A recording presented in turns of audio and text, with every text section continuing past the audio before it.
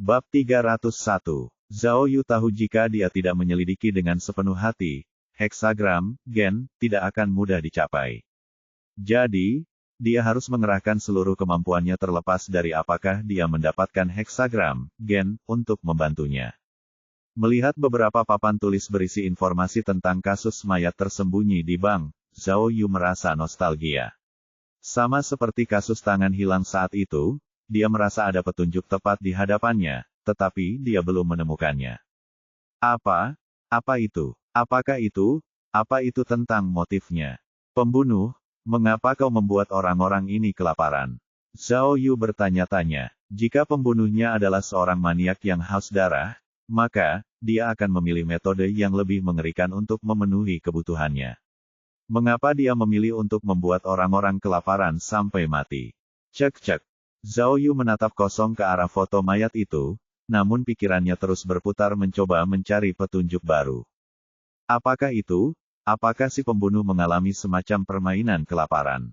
Dia ingin yang lain merasakannya. Mereka memiliki beberapa masalah psikologis yang serius. Tapi, mengapa dia memilih orang-orang ini? Tepat saat Zhao Yu sedang berpikir keras, dia tiba-tiba tampaknya telah menyadari sesuatu. Tepat pada saat itu, pintu kantor terbuka. Kepala Biro Luan, Sekretaris Song Chao, dan Kepala Kantor Lim masuk bersama-sama. Kepala Biro Luan, para detektif berdiri untuk memberi hormat padanya. Unit investigasi kasus utama mendapat informasi lengkap. Mereka sudah mendengar beberapa rumor. Berkat kerja bagus Kepala Biro Luan dalam menangani kekacauan yang ditinggalkan oleh Kepala Biro sebelumnya, dan hubungannya yang baik dengan para petinggi, Luan Xiaoxiao resmi dipromosikan menjadi Kepala Biro Cabang Rongyang. Kawan-kawan, terima kasih atas kerja kerasnya. Kepala Biro Luan menyapa semua orang sambil tersenyum. Kalian baru saja memecahkan kasus perampokan bank, dan kalian seharusnya beristirahat dengan baik. Tetapi kalian masih di sini, masih menyelidiki. Saya benar-benar minta maaf atas hal itu. Semua orang bekerja terlalu keras. Sebenarnya, Kepala Biro Luan melanjutkan, kami seharusnya mengadakan upacara penghargaan untuk merayakannya, tetapi, seperti yang sudah Anda ketahui, dia menunjuk ke arah pintu, ini adalah momen yang sangat penting. Meskipun kami telah memecahkan banyak kasus penting dan berkontribusi begitu banyak, kami harus bekerja lebih keras untuk membuktikan kemampuan kami. Jika kami memecahkan kasus ini sebelum mereka, tidak akan ada yang berani datang dan menantang kami. Tepuk tangan, tepuk tangan, tepuk tangan. Tepuk tangan meriah terdengar di kantor. Apa yang dikatakan Kepala Biro Luan menyentuh hati semua orang, dan terasa memberi semangat. Saya tidak perlu mengatakan apa-apa lagi. Saya sangat percaya pada unit investigasi kasus utama. Kepala Biro Luan memberikan pidato yang berapi-api, kasus Mianling dan kasus perampokan bank telah terpecahkan. Saya yakin kasus mayat tersembunyi di bank tidak akan menjadi masalah lagi. Jangan khawatir, Kepala Biro Luan. Miao Ying memberi hormat padanya. Kepala Biro Luan menjabat tangan Miao Ying dan berkata, selanjutnya, saya punya 3 kabar baik yang perlu saya umumkan. Xiao Song, apakah kamu siap? Song Chao sedang memegang setumpuk dokumen sambil mengangguk. Baiklah, Kepala Biro Luan tersenyum dan berkata, hadiah uang tunai kasus Mianling sudah tiba. Hadiah uang tunai 500.000, yang tertinggi dalam sejarah kepolisian Kinsan. Kami dengan bangga mengklaim kehormatan itu. Saya telah mengalokasikan hadiah uang tunai sesuai dengan aturan kami yang biasa. Tabel alokasinya ada di sini. Anda akan menerima hadiah uang tunai Anda sore ini setelah Anda menandatangani formulir pengakuan. Wuho, para detektif polisi bersemangat dan bersorak kegirangan saat mendengar bahwa mereka akan menerima hadiah uang tunai. Kedua, Kepala Biro Luan menatap Zhao Yu dan berkata, karena kinerja Zhao Yu yang luar biasa, para petinggi telah memutuskan untuk menugaskan Zhao Yu sebagai ketua tim sementara untuk tim A, untuk memecahkan kasus mayat tersembunyi di bank bersama ketua tim Miao. Wow, semua orang terkejut dengan promosi itu. Meskipun beberapa orang tahu bahwa promosi Zhao Yu hanya masalah waktu, mereka mengira bahwa dia akan mengambil alih posisi Miao Ying di tim B, dan Miao Ying akan menjadi kapten unit investigasi kasus utama. Siapa yang mengira bahwa Zhao Yu akan langsung mengambil alih tim A? Tim A memiliki seorang pemimpin tim resmi. Ditambah lagi, ada banyak detektif polisi yang berpengalaman, seperti Peng Xin, Liu Suesan, Del. Zhao Yu hanyalah orang biasa yang baru saja dikenal, tetapi pangkatnya naik di atas mereka. Promosi semacam itu jelas merupakan yang pertama. Selamat, Zhao Yu. Kepala Biro Luan segera mengucapkan selamat kepadanya setelah dia mengumumkan promosi tersebut. Zhao Yu mengernyit dan bertanya, itu, Kepala Biro Luan, apa-apaan promosi sementara ini? Kapan aku akan dipromosikan secara resmi? Zhao Yu. Miao Ying mengingatkan Zhao Yu tentang sikapnya saat melihatnya bersikap tidak tahu malu. Hehehe, Kepala Biro Luan mengenal Zhao Yu dengan baik. Dia tertawa dan berkata, Zhao Yu, aku tahu kamu akan mengatakan itu. Jika kamu memecahkan kasus ini dan memberi kami sorotan lagi, promosi jabatan tidak dapat dihindari, bukan? Oh, Zhao Yu berdiri tegak dan memberi hormat padanya. Jangan khawatir, aku, ketua tim Zhao, akan menyelesaikan misi ini. Tiba-tiba, sikap tak tahu malu Zhao Yu mengejutkan semua orang lagi. Miao Ying. Kepala Biro Luan berbalik dan menghibur Miao Ying, secara teknis, kamu seharusnya menjadi kapten, tetapi, karena apa yang terjadi beberapa waktu lalu, itu tidak bisa terjadi sekarang. Bersabarlah, tidak akan lama lagi Mao Wei akan pulih. Oh, semua orang mengerti setelah Kepala Biro Luan menjelaskan. Sepertinya saat Mao Wei pulih dan keluar dari rumah sakit, dia akan menjadi ketua tim untuk tim B. Saat Mao Wei menjadi ketua tim, Miao Ying akan menjadi kapten unit investigasi kasus utama Rongyang. Hehehe, Zhao Yu tertawa dan mengejek Miao Ying, ketua tim Miao, kalau kamu tidak naik pangkat, berarti, kita berada di peringkat yang sama. Wahaha, siapa sangka akan jadi seperti ini? Miao Ying memutar matanya ke arah Zhao Yu, dan dia mendesak lagi. Hehehe, ketua tim Miao, saran dan komentarmu sangat kami hargai. Kepala Biro Luan, jangan khawatir.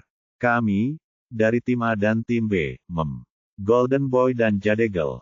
Saat kami di sini, kami adalah kombinasi yang tangguh. Lihat saja. Puff. Mendengar ucapan Zhao Yu yang tak tahu malu, semua detektif hampir jatuh ke tanah. Mereka yang lemah bahkan merasa mual. Ya, kombinasi yang hebat. Golden Boy dan Jadegel. Kepala Biro Luan menelan ludah karena dia juga terkejut. Zhao Yu. Buku-buku jari Miao Ying berderak saat dia mencoba menahan diri. Oh, benar. Berita ketiga. Kepala Biro Luan mengganti topik pembicaraan di saat yang paling penting. Pengumuman ketiga juga bagus. Saya baru saja menerima dokumen dari atasan. Selamat, Li Beini, Anda telah menyelesaikan masa percobaan pelatihan dan telah resmi menjadi salah satu anggota kepolisian. Wow, Zhao Yu segera memberinya tepuk tangan meriah dan memberi selamat padanya. Li Beini terkejut. Gadis bodoh. Zhao Yu memegang bahunya dan berteriak pada para detektif, biar ku beritahu, Beini adalah adikku, dan adikku telah resmi bergabung dengan pasukan. Aku sangat senang. Malam ini, kita akan pergi ke Hotel Hanshen. Aku yang akan menanggungnya. Siapapun yang tidak datang adalah musuhku. Bab 302. Meskipun aku tahu merindukanmu itu menyakitkan, aku masih memikirkanmu. Keistimewaan terbesar restoran Hanshen adalah ruang karaoke pribadi, yang memungkinkan pelanggan bernyanyi sambil makan. Saat itu, anggota unit investigasi kasus utama Rongyang berkumpul di satu ruangan besar menikmati pesta sambil bernyanyi. Dan penyanyi itu adalah tokoh utamanya, Zhao Yu. Zhao Yu tanpa malu-malu mengatakan bahwa pesta ini adalah untuk merayakan Li Beini menjadi penyidik resmi, dan juga, untuk merayakan promosinya menjadi ketua tim A. Jadi, dia harus bersenang-senang.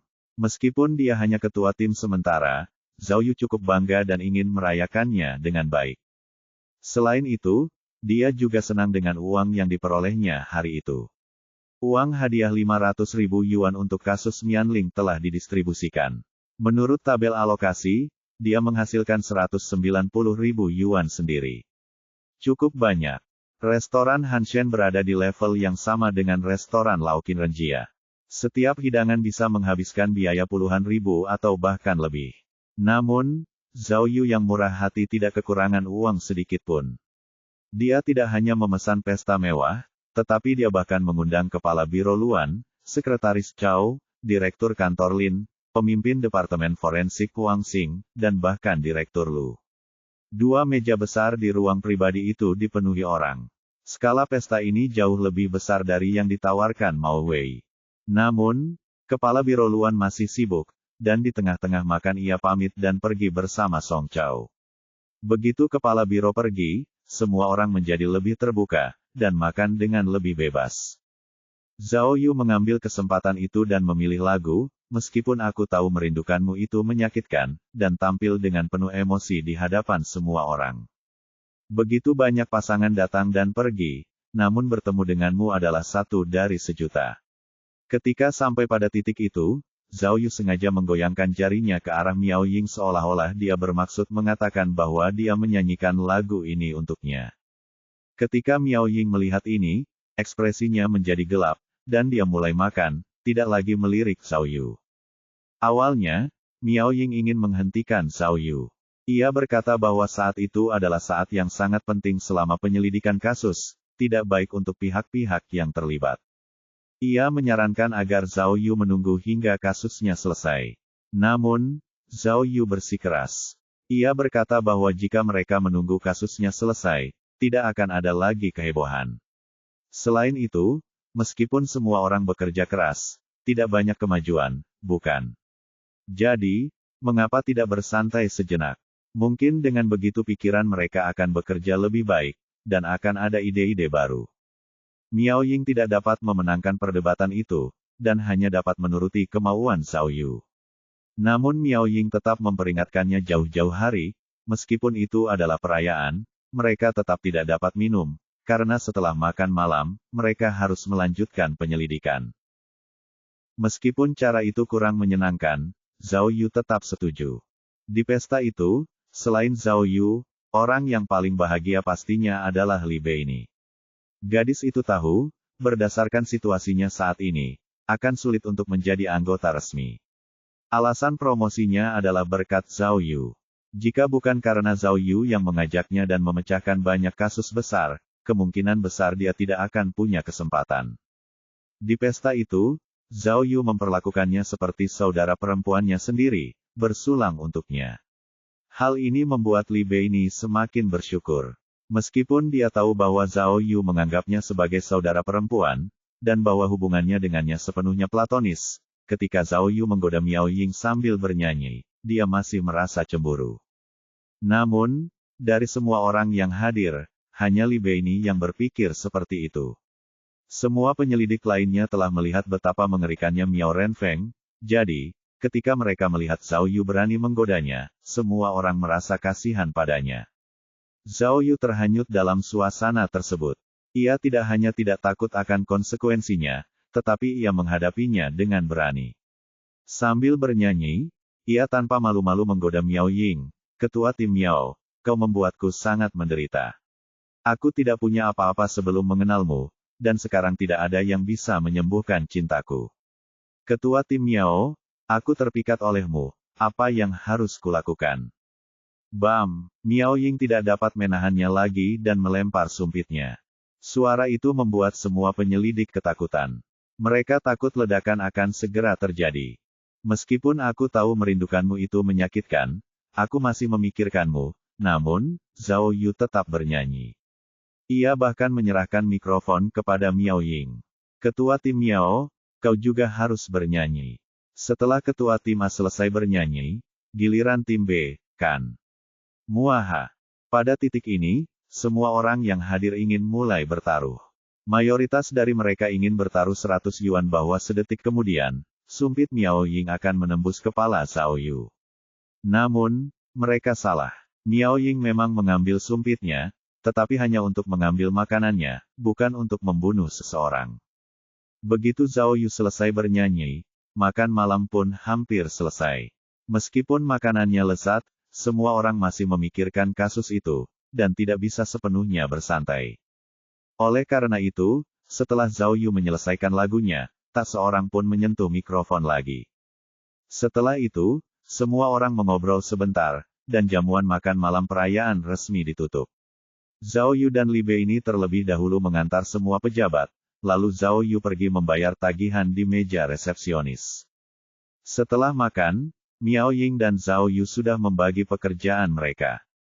Malam ini, sebagian penyidik akan kembali ke kantor polisi dan melanjutkan pekerjaan mereka, sementara yang lainnya akan pulang ke rumah untuk beristirahat. Awalnya, Zhao Yu tidak banyak terlibat dengan apa yang terjadi pada malam itu, tetapi karena ia baru saja dipromosikan menjadi ketua tim, ia masih merasa bangga dengan pencapaiannya. Oleh karena itu, ia memutuskan untuk kembali ke kantor polisi bersama Miao Ying. Tetapi setelah membayar tagihan di meja depan, Zhao Yu tidak dapat menemukan Miao Ying lagi.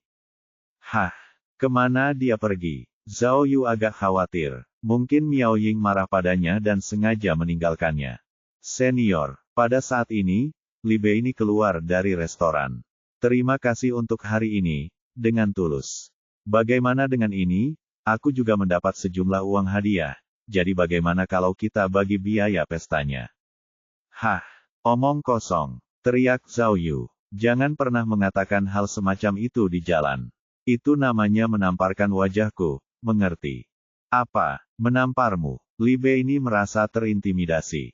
Jika aku bilang aku yang bayar, ya aku yang bayar. Zhao Yu tertawa sambil menepuk bahu Li Bei ini. Apa kau lupa apa yang kukatakan sebelumnya? Mulai sekarang, masalahmu adalah masalahku. Untuk apa kita membagi apapun? Tetapi, tidak ada kata, tetapi. Cepat dan sampaikan kabar baik ini kepada orang tuamu.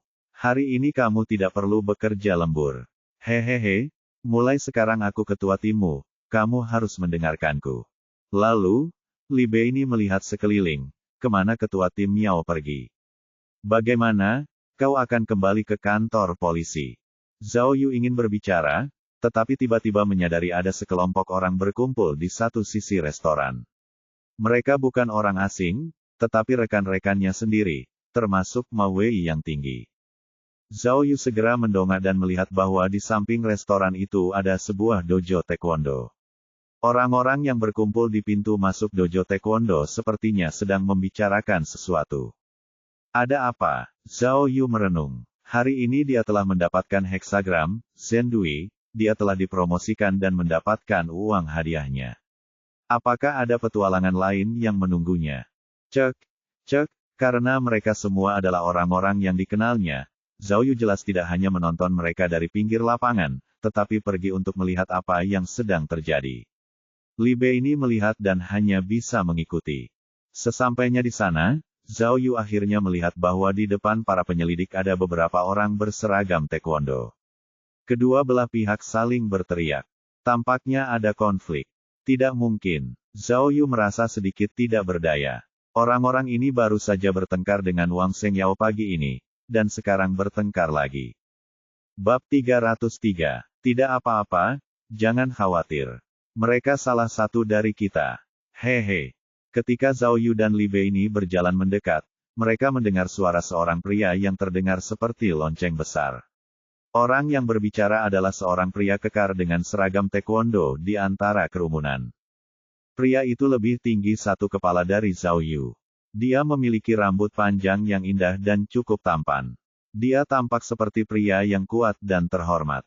Ya, tangan Miao Ying berada di pinggangnya. Dia berbicara kepada Zhang Yaohui di sampingnya. Yaohui, kita punya hal yang harus dilakukan, lupakan saja. Tapi, ketua tim Miao, Zhang Yaohui menolak untuk menyerah. Hehehe, tepat sekali. Pria tampan itu berkata, ini adalah murid juniorku. Siapa yang tahu bahwa dia sekarang menjadi polisi? Bravo, bravo. Ada seorang pemuda yang mengenakan seragam taekwondo yang sama. Dia berkata dengan nada mengejek, apa yang begitu menakjubkan tentang polisi? Apakah dia bisa bertarung dengan baik? Hei, nak, jangan hanya menuntut satu hal demi satu hal. Siapa kamu sebenarnya? Zhang Yaohui menunjuk ke arah pria itu dan berkata, kamu menabrak rekan kerjaku dan bahkan tidak tahu bagaimana cara meminta maaf. Di mana sopan santunmu? Apa ini? Apa-apaan ini? Pria lain yang berseragam taekwondo berteriak dengan arogan, siapa yang memukulmu? Kau harus menumbuhkan sepasang mata. Kau melihatku berjalan dan menabrakku. Itulah yang pantas kau dapatkan. Jadi bagaimana sekarang, polisi? Apakah kami dihukum karena menyerang seorang polisi? Apakah kau ingin menangkap kami? Puff. Kau, Ma Wei terbakar amarah dan berteriak, dasar tukang menjelek-jelekkan orang. Apa kau mau berkelahi? Bagus. Pihak lain membalas, jika berani, masuklah ke studio kami dan lawan kami. Lihat siapa yang akan keluar nanti. Tangkap kami jika bisa. Jika tidak, enyahlah. Kau, para detektif belum pernah bertemu dengan orang yang begitu sombong, dan mereka hanyalah anak-anak nakal yang sombong dan angkuh. Semua orang begitu marah sampai-sampai mereka ingin berkelahi. Lei Bin, tiba-tiba, Miao Ying berteriak pada pria tampan itu, apakah ini caramu mengajar murid-muridmu? Mereka sama sekali tidak menunjukkan rasa hormat. Hehe, junior, lelaki bernama Lei Bin itu tertawa. Ada prasyarat untuk bersikap sopan. Kau tahu seperti apa di bidang kami. Kami berbicara dengan percaya diri. Kau juga berlatih hal yang sama, bukan? Hei, dengarkan baik-baik. Lei Bin berteriak pada murid-muridnya, jaga sopan santun kalian. Detektif wanita itu adalah Jen Yu. Kalian harus memanggilnya senior. Hargai kata-kataku saat aku mengatakan ini, kalian mungkin tidak akan bisa mengalahkannya bahkan jika kalian melawannya bersama-sama. Mungkinkah, guru? Murid-muridnya terkejut. Itu tidak mungkin. Kita adalah juara provinsi. Mustahil bagi kita untuk tidak menang melawan seorang wanita. Kurasa tidak. Hehehe, Lei Bin berjalan di depan Miao Ying dan tersenyum jahat. Junior, aku seniormu. Agak tidak sopan memanggilku dengan nama, bukan? Lei Bin, aku punya tugas resmi yang harus kulakukan, jangan buang-buang waktuku. Kata Miao Ying dingin, suruh murid-muridmu minta maaf pada rekan kita dan kita akan keceplosan. Apa? Haha, mereka semua tertawa dan seseorang berkata, itu lelucon. Untuk apa kita minta maaf? Senior, kan, aku tidak percaya dengan apa yang dikatakan Master. Jika kamu berani, mari kita bertarung satu ronde dan lihat siapa yang lebih hebat. Hei, Lei Bin berteriak pada murid itu, siapa yang mengajarimu bersikap kasar? Mundurlah. Lei Bin meraung dan ekspresi murid itu berubah. Dia menurut dan bersembunyi di belakang. Juniorku, Lei Bin berbalik dan berkata, ada apa? Apakah kemampuanmu tertinggal setelah menjadi perwira? Tidakkah kau ingin membalas dendam atas apa yang terjadi saat itu? Temukan beasiswa PhD impian Anda untuk tahun 2024 iklan pencarian. Kau, kini giliran Miao Ying yang mengernyitkan wajahnya, seolah Lei Bin telah mengungkapkan sesuatu. Hahaha, kurasa kalian tidak punya nyali untuk melakukan itu. Lei Bin tertawa dan berkata, kalau begitu, kalian harus minta maaf kepada murid-muridku. Kalian boleh pergi setelah itu. Ucapan Lei Bin membuat murid-muridnya semakin sombong. Hei, apakah kau tahu betapa luasnya langit dan bumi? Zhang Yaohui mengeluarkan borgol dan meludah. Aku bisa menangkapmu karena menghalangi keadilan. Tentu, salah satu murid berkata dengan nada memerintah. Kami tidak hanya memasang kamera pengawas, tetapi kami juga memiliki rekaman audio. Ayo, kunci kami. Kami akan melihat apakah Anda akan muncul di halaman depan surat kabar. Kau, Miao Ying terbakar amarah. Dia tidak ingin diganggu oleh bajingan sombong ini, tetapi dia juga tidak bisa pergi begitu saja. Ini sulit, apa yang harus kulakukan? Tanyanya. Tepat saat itu, Zhao Yu muncul. Meskipun baru saja tiba di sana, dia cukup memahami seluruh situasi. Mungkin rekan-rekan mereka telah menyebabkan sedikit gesekan dengan pasukan taekwondo, dan mereka ingin pihak lain meminta maaf, tetapi pihak lain menolak untuk melakukannya, sehingga terjadilah kemarahan. Kemudian, pria bernama Lei Bin ini kemungkinan besar adalah mantan guru Miao Ying, dan mereka tampaknya juga mengalami sedikit gesekan. Meskipun ia tidak mendapatkan heksagram, kan, hari itu, Zhao Yu tidak bisa melepaskan kesempatan luar biasa tersebut. Jika ia bertarung demi Miao Ying, mereka berdua mungkin bisa maju lebih jauh. Dia berpikir dalam hati, apa Lei Bin? Apa? Taekwondo. Aku di sini menunggu kalian para penjahat muncul. Akhirnya, kalian ada di sini hari ini. Kurasa aku hanya bisa mengatakan ini hari sial kalian. Hahaha. Sayangku, untuk menunjukkan bahwa dia punya cukup alasan untuk memperjuangkan Miao Ying, Zhao Yu memegang bahunya dan berkata, apa yang terjadi? Apa kau bertemu anjing gila lagi? Apa kau butuh aku untuk membereskannya? Zhao Yu, sejujurnya, Miao Ying berharap Zhao Yu akan datang dan membantu. Untuk menghadapi bajingan seperti Lei Bin, mereka membutuhkan penjahat seperti Zhao Yu. Namun, melihat Zhao Yu memanggilnya, sayangku, Miao Ying menepis tangan Zhao Yu. Oh, itu langka, Lei Bin tersenyum dan berkata dengan nada mencemooh, kamu punya pacar. Itu mengejutkan. Pacar juniorku, berapa banyak pukulan yang bisa dia terima? Generasi muda Jepang kini menjadi generasi yang paling kesepian, melampaui generasi tua. Mengapa? Wawasan CNA. Aduh, Zhao Yu pura-pura terkejut. Anjing itu besar sekali. Pantas saja miau-miau kecilku begitu marah. Jangan marah, sayang. Aku di sini sekarang, jangan khawatir, aku sudah divaksin rabies. Mendengar pidato Zhao Yu, para detektif polisi mulai tertawa. Lei Bin mendengus. Aku tahu pacar Miao Ying pasti orang yang sakit jiwa. Bro, berapa nomor pasienmu di rumah sakit jiwa? 9527. Zhao Yu menjawab tanpa berpikir. Dan ibumu adalah 9526. Si jalang gila itu berlari ke tempat tidurku setiap hari. Kau bahkan mungkin sudah punya adik laki-laki atau perempuan sekarang. Kau, Lei Bin kehilangan kendali atas emosinya dan berteriak pada Zhao Yu, kau, bajingan. Zhao Yu melanjutkan dengan sejumlah umpatan. Dia terkenal karena kemampuannya mengumpat di depan umum. Rasanya seperti dia sedang menyanyikan sebuah lagu saat dia mengucapkan esai kata-kata umpatan. Lei Bin sangat marah. Semua detektif polisi tercengang, apalagi pasukan taekwondo. Bravo! Lanbo memujinya dengan lembut bersama yang lainnya. Bro Yu sangat hebat. Ini adalah kutukan tingkat dewa. Lei Bin sangat marah hingga ia meninju Zhao Yu, yang dengan senang hati menyambutnya untuk menjebaknya. Saat Lei Bin memukulnya, para detektif polisi akan memiliki alasan yang cukup untuk menangkapnya karena menyerang seorang polisi. Lei Bin juga tidak bodoh. Melihat Zhao Yu mengharapkan pukulan itu, dia segera berhenti.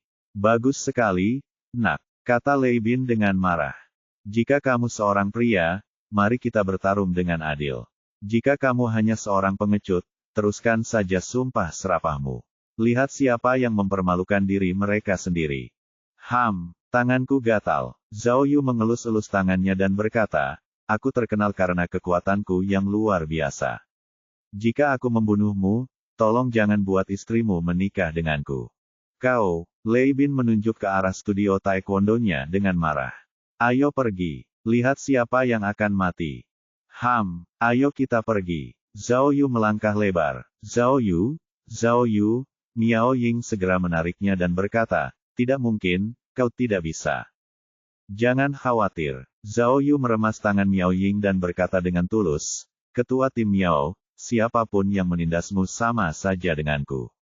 Bahkan jika kau ingin keceplosan, aku tidak bisa.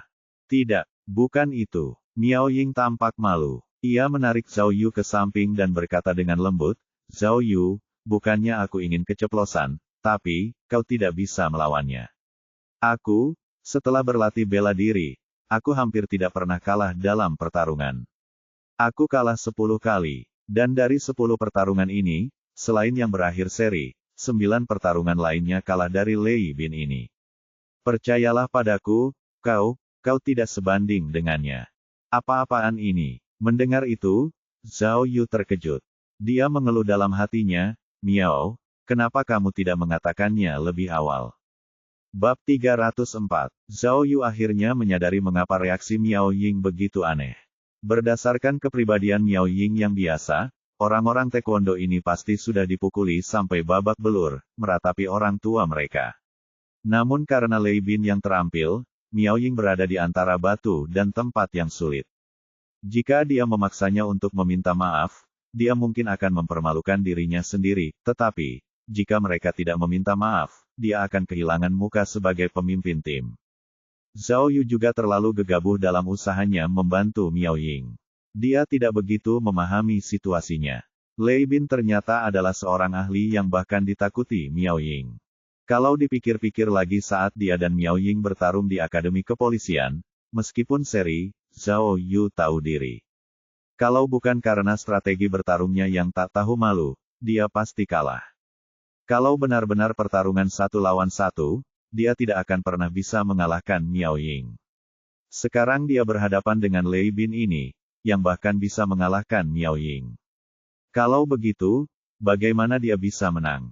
Namun, menyerah bukanlah sifat Zhao Yu. Sekarang setelah ia menerima tantangan Lei Bin, jelas ia tidak bisa begitu saja melarikan diri. Selain itu, Zhao Yu selalu kompetitif dan suka berkelahi. Menghadapi lawan yang kuat, ia tiba-tiba menemukan kembali rasa gembira yang telah lama hilang.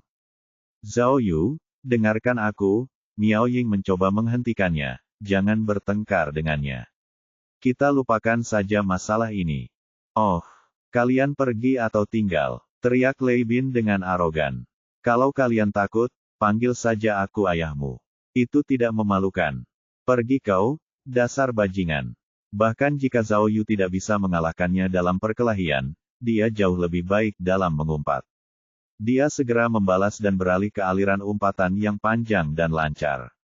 Nak, mulutmu seperti pelaut. Ayo, Lei Bin berkata dengan marah, biarkan tinju kami yang berbicara. Zhao Yu, ketika melihat Zhao Yu hendak memakan umpan, Miao Ying dengan cemas meraih sikunya, dan menggelengkan kepalanya. Kemudian dia berteriak pada Lei Bin, baiklah. Kalau begitu, aku akan melawanmu. Apa? Lei Bin menyilangkan lengannya. Kalian berdua benar-benar sepasang kekasih. Jangan khawatir, mengapa kalian tidak menyerangku bersama-sama? Saat Lei Bin berbicara, semua anggota taekwondo tertawa terbahak-bahak. Jangan lewatkan manfaat pelembab ringkasan perawatan kulit. Ketua tim Miao, Zhao Yu tersenyum lembut pada Miao Ying. Aku, Zhao Yu, bisa menanggung apa saja, tapi aku tidak tahan melihat seorang wanita dipermalukan. Hari ini, apapun yang terjadi, bahkan jika aku dipukuli sampai mati, hanya menonton dari pinggir lapangan. Zhao Yu, Miao Ying menariknya lagi, tapi Zhao Yu sudah berbalik dan pergi. Oh, melihat akan ada pertunjukan yang bagus, semua anggota dojo taekwondo berteriak-teriak aneh. Para penyelidik mengikuti Zhao Yu dan Miao Ying ke dalam dojo taekwondo. Dojo taekwondo sedang ramai-ramainya. Mendengar ada yang mau berkelahi, semua orang langsung mengerumuninya. Lei Bin masuk dan bertanya kepada Zhao Yu, Nak, katakan padaku, apa gayamu? Taekwondo, sansu, atau pertarungan bebas?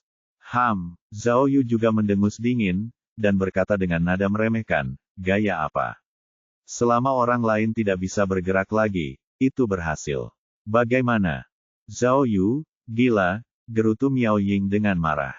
Baiklah, baik, Lei Bin bertepuk tangan dengan bangga. Nak, ini semua salahmu, jadi jangan salahkan orang lain. Semua orang di sini mendengarmu, jika aku melumpuhkanmu, jangan salahkan aku.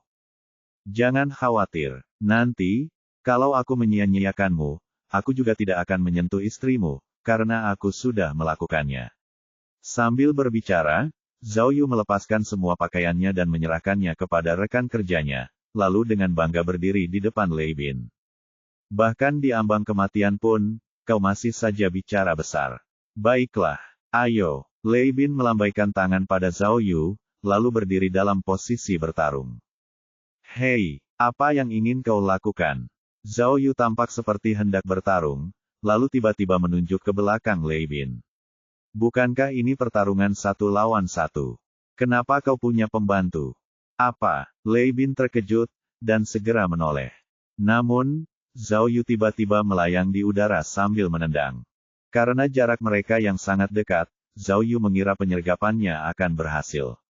Namun, saat ia hendak mengenai lawannya, Lei Bin, yang menyadari bahwa ia telah jatuh ke dalam perangkap, langsung melompat dari tanah.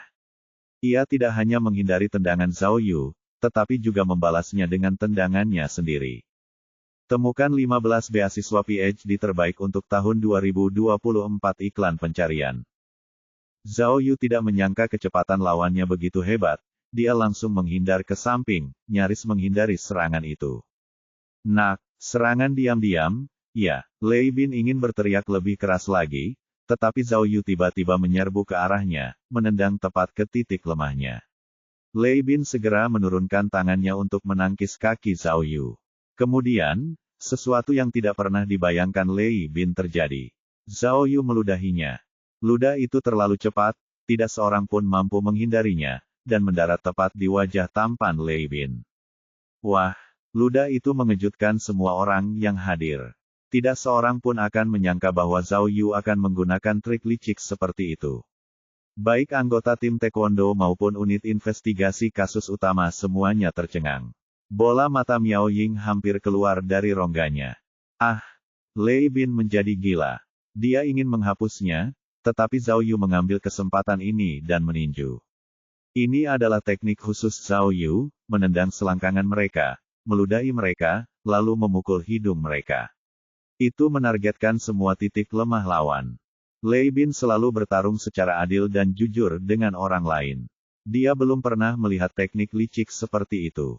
Dia langsung terkejut, dan ditempatkan dalam posisi bertahan. Zhao Yu tahu bahwa dia harus menggunakan keuntungan ini semaksimal mungkin. Kalau tidak, begitu lawannya pulih, dia tidak akan punya kesempatan. Dengan demikian, Zhao Yu segera menyerbu ke depan, dan mulai memukulinya tanpa henti, ingin menjatuhkannya. Namun, Lei Bin masih cukup berpengalaman. Meskipun ia telah jatuh ke dalam perangkap, ia tidak sepenuhnya bingung. Saat ia menghindari serangan Zhao Yu, ia mencari kesempatan, lalu mengarahkan tendangan berputar tepat ke wajah Zhao Yu. Zhao Yu tidak menyangka Lei Bin akan begitu terampil. Dalam keterkejutannya, dia secara naluriah menggunakan lengannya untuk menangkis. Namun tendangan berputar Lei Bin jauh lebih kuat daripada tendangan Miao Ying. Meskipun Zhao Yu telah menangkis dengan kemampuan terbaiknya, dia terlempar oleh tendangan yang kuat itu. Boom! Zhao Yu terjatuh ke tanah, namun segera bangkit berdiri.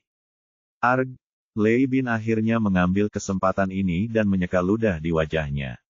Dia berteriak dengan jijik, hampir siap untuk menguliti Zhao Yu karena marah. Ah! Jangan buka celanamu. Zhao Yu tiba-tiba berteriak pada Lei Bin lagi. Saat Lei Bin teralihkan, Zhao Yu bergegas maju, ingin mendaratkan tendangan lagi. Namun, kali ini, Lei Bin sudah memperkirakannya. Meskipun dia melihat ke bawah, dia masih dengan hati-hati memperhatikan tindakan Zhao Yu. Tepat saat Zhao Yu menyiapkan serangannya, dia berbalik dan melakukan tendangan menyapu yang kuat. Tendangan menyapu itu kuat dan cepat. Zhao Yu tidak punya kesempatan untuk menghindar, dan langsung tersapu ke tanah. Lei Bin tersenyum ganas saat melihat kesempatan untuk melakukan serangan balik, dan segera menyiapkan tendangan ke arah Zhao Yu. Zhao Yu berguling-guling di tanah, namun pada saat yang sama mengayunkan kakinya dengan liar di udara, tidak memberi Lei Bin kesempatan untuk menendangnya. Zhao Yu membuat semua orang mengernyitkan dahi. Pertarungan semacam ini terlalu gaduh, itu hanyalah taktik untuk bertahan hidup.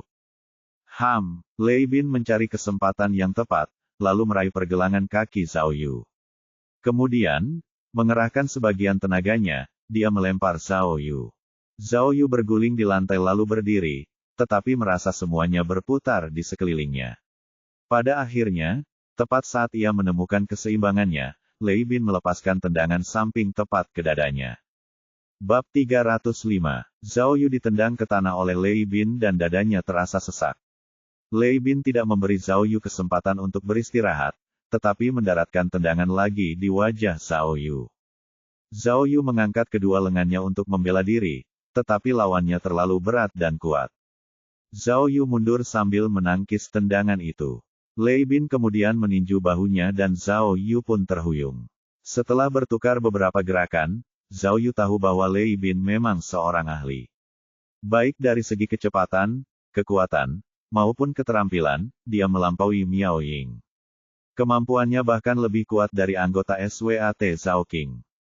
Bahkan jika Miao Ying datang untuk membantu, mereka berdua mungkin tidak akan menang melawan Lei Bin, apalagi Zhao Yu sendiri. Melihat situasi tersebut, Zhao Yu mulai memikirkan sebuah rencana karena ia hanya bisa menang melawan Lei Bin dengan cara lain. Jadi ketika Lei Bin menyerang lagi, ia melompat ke depan dan memeluknya untuk mengulur waktu berpikir.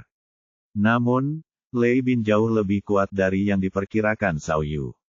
Ketika Zhao Yu melompat, Lei Bin menekan bahunya dan memukul dagu Zhao Yu dengan pukulan ke atas. Zhao Yu terlempar ke udara dan jatuh dengan keras ke tanah. Oh, Zhao Yu merasakan nyeri tajam di dadanya dan pusing setelah pendaratan yang keras. Ah ya, Lei Bin meraung dan menendang Zhao Yu lagi. Zhao Yu berguling-guling beberapa kali di atas bantal, dan ada darah di sudut mulutnya. Zhao Yu, Miao Ying ingin membantu tetapi Zhao Yaohui dan orang lain yang mengenal kepribadian Zhao Yu menghentikannya. Itukah yang bisa kau lakukan? Beraninya kau menantangku. Sungguh lelucon. Lei Bin tersenyum menghina dan berjalan menuju Zhao Yu. Zhao Yu memiliki dua baju pelindung tembus pandang. Jika dia menggunakan salah satunya, meskipun dia mungkin tidak dapat meraih kemenangan melalui serangan mendadak, dia dapat menggunakannya untuk setidaknya melindungi dirinya sendiri seperti pertarungan dengan Tuan Zhang terakhir kali. Zhao Yu memiliki kemauan yang kuat. Dia lebih suka menggunakan metode pertarungan biadab seperti meludah daripada menggunakan cara apapun. Dia ingin mengalahkan lawannya menggunakan kekuatannya sendiri meskipun dia tahu bahwa lawannya sangat kuat. Zhao Yu melihat Lei Bin mendekatinya lagi. Ia segera berguling dan berdiri, lalu berkelahi dengannya di sudut lagi. Saat itu, Zhao Yu masih berusaha mendekati Lei Bin dengan memeluknya. Namun karena ludah sebelumnya, Lei Bin sangat berhati-hati dan tidak membiarkan Zhao Yu mendekatinya sama sekali. Setelah beberapa ronde, Zhao Yu melancarkan beberapa pukulan dan tendangan. Situasinya tidak terlihat bagus. Saat itu, Lei Bin sudah terbiasa dengan taktik bertarung Zhao Yu. Dia bisa menyerang Zhao Yu dengan mudah. Dia telah bertahan terhadap serangan balik Zhao Yu, memotong peluang. Hotel mewah yang tak terlupakan untuk liburan impian Anda iklan pencarian. Dong, setelah beberapa ronde, Zhao Yu kembali mendapat pukulan di wajahnya. Ia pun terkapar di tanah dengan darah mengalir keluar. Tidak mungkin, tidak mungkin. Zhao Yu, teriak Miao Ying. Dia ingin segera datang dan menyelamatkannya, tetapi rekan-rekannya tidak mau melepaskannya. Hehe, Lei Bin membungkuk dan berkata dengan wajah datar, bagaimana kalau sekarang? Bisakah kamu bangun? Apakah kamu ingin menyerah? Aku akan mengacaukanmu. Zhao Yu mengumpat dan berdiri. Lei Bin menunggu kesempatan. Dia memberinya tendangan selamat datang tepat di dadanya. Meskipun Zhao Yu telah ditendang, dia meninju kaki Lei Bin dengan sangat keras dan membuatnya juga terhuyung-huyung. Yo, Lei Bin terkejut. Ia menepuk pahanya dan mencoba menendang Zhao Yu lagi, ingin menghabisinya dengan satu serangan. Namun Zhao Yu memanfaatkan kesempatan itu untuk mengamuk dan mencengkeram pergelangan kakinya. Zhao Yu ingin mengulang adegan itu dengan Tuan Zhang, mencengkeram pergelangan kakinya dan berlari-lari. Namun Tuan Zhang tidak ada apa-apanya dibandingkan dengan Lei Bin. Lei Bin tiba-tiba melompat setinggi 1 meter, mengangkat kaki satunya, dan menghantamkannya tepat ke kepala Zhao Yu. Dong, Zhao Yu terlempar ke belakang dan menghantam tanah. Ada jejak darah yang berterbangan keluar. Oh, kepala Zhao Yu sudah terluka sebelumnya. Di bawah serangan yang kuat, dia merasa pusing dan sakit yang luar biasa pada lukanya. Dia ingin bangun, tetapi dia tidak punya kekuatan. Zhao Yu, menyerahlah saja. Teriak Miao Ying sambil gemetar. Hahaha, Lei Bin tertawa jahat. Kau bisa mendengarnya, nak. Juniorku memintamu untuk menyerah. Jangan khawatir. Aku akan menghabisinya seperti aku menghabisimu. Aku akan membuat kalian berdua menyesal telah melawanku. Aku, persetan denganmu. Tepat ketika Zhao Yu ingin mengumpat lagi, dia mendengar sistem berbicara dalam benaknya. Petualangan hari ini telah selesai. Tingkat penyelesaian petualangan adalah 101%. Selamat, kamu telah dianugerahi perangkat tak terlihat, terimalah. Sial, kenapa harus berakhir sekarang? Apa maksudnya? Pikir Zhao Yu dalam hati. Ia melawan rasa lelahnya dan membuka bilah perangkat dengan susah payah. Sistem memperkenalkan item, peningkat energi. Perangkat level 1. Setelah aktivasi, itu akan meningkatkan energi Anda dari 3 hingga 5 kali lipat tanpa efek samping. Batas waktunya adalah 10 menit. Tidak mungkin. Peningkat energi. Meningkatkan energi. Hehehe, melihat perangkat itu, giliran Zhao Yu yang tertawa jahat. Dia berpikir dalam hatinya, sistem, apa ini? Kamu merasa kasihan melihatku dipukuli. Oh, jadi kamu memberiku penambah energi untuk melihat apakah aku bisa membalikkan keadaan dan memenangkan pertempuran. Aduh, sambil menahan rasa sakit, Zhao Yu menopang tubuhnya dan berdiri. Kemudian, senyum jahat muncul di wajahnya. Ungkap kebenaran tentang kulit kering ringkasan perawatan kulit. Bodoh. Dasar bodoh. Jangan berdiri. Jangan, Miao Ying panik. Hehe, Lei Bin tertawa dingin dan berdiri di depan Zhao Yu. Dia menggunakan kaki kanannya untuk menjegal Zhao Yu, dan siku kanannya untuk memukul dada Zhao Yu. Zhao Yu jatuh ke tanah lagi. Hehehe, Zhao Yu tertawa terbahak-bahak di tanah. Sistem, terima kasih. Tapi, kau, dan kalian semua, meremehkanku. Aku tidak menerima belas kasihan. Aku telah bertahan dalam begitu banyak pertempuran sengit saat itu tanpa jatuh. Aku juga tidak akan jatuh sekarang. Pikirnya. Haha, Zhao Yu tertawa terbahak-bahak dan Lei Bin terkejut. Ada apa? Apakah aku memukulmu terlalu keras dan merusak otakmu? Zhao Yu menyeka darah di wajahnya dan menopang tubuhnya saat dia bangkit kembali. Jangan berdiri. Zhao Yu, jangan berdiri. Suara Miao Ying semakin serak. Baiklah, kau yang meminta, jangan salahkan aku. Lei Bin menggertakkan giginya dan mengangkat kakinya, bersiap untuk menghabisi Zhao Yu dengan tendangan terakhirnya. Namun, saat ia mengangkat kakinya, Zhao Yu tiba-tiba berlari ke arahnya. Lei Bin dengan cepat menendang perut Zhao Yu, tetapi Zhao Yu tampaknya tidak merasakan apapun dan terus berlari ke arah Lei Bin. Lei Bin dengan cepat mengangkat tinjunya untuk meninju wajah Zhao Yu, tetapi Zhao Yu tidak menghindar, dan mengangkat tinjunya untuk memukul wajah Lei Bin juga.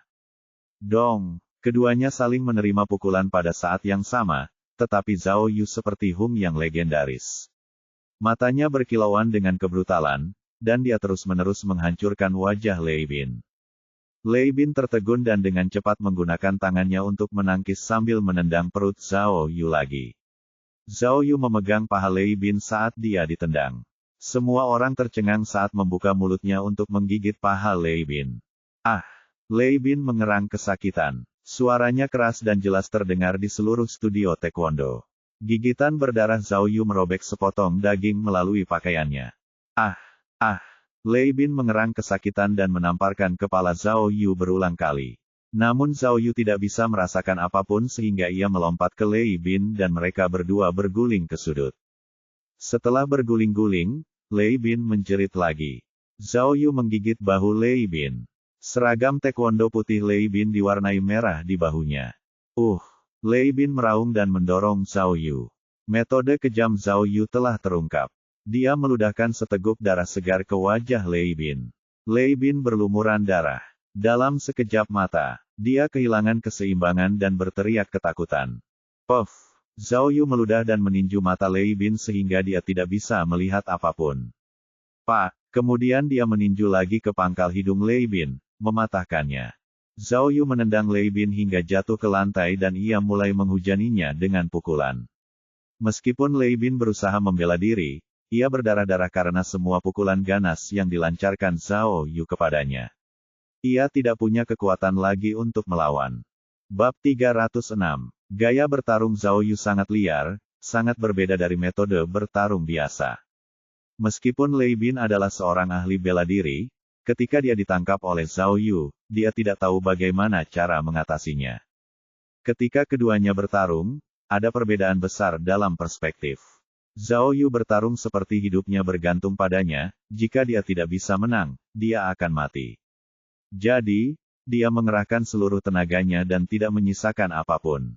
Tetapi Lei Bin berbeda. Dia belum pernah menghadapi orang seperti ini. Bersamaan dengan kesombongan Zhao Yu, Lei Bin benar-benar terkejut oleh Zhao Yu. Begitu Lei Bin menyadari masalahnya, semuanya sudah terlambat. Dalam waktu kurang dari 40 detik, Lei Bin sudah dipukuli habis-habisan oleh Zhao Yu. Wajahnya berlumuran darah saat ia terus-menerus meratap. Semua anggota di dojo taekwondo tidak dapat menonton lagi, dan segera berlari untuk mencoba membantu Lei Bin. Namun, jelas para penyelidik tidak akan membiarkan mereka. Mereka segera memblokir kelompok itu, dan kedua belah pihak bertarung sekali lagi. Hei, apa ini? Kalian menggigit dan meludahkan darah. Itu namanya bermain kotor. Berhenti, berhenti. Hei, mereka sudah sepakat tidak ada aturan sebelumnya. Selama dia bisa mengalahkan lawan, itu tidak masalah.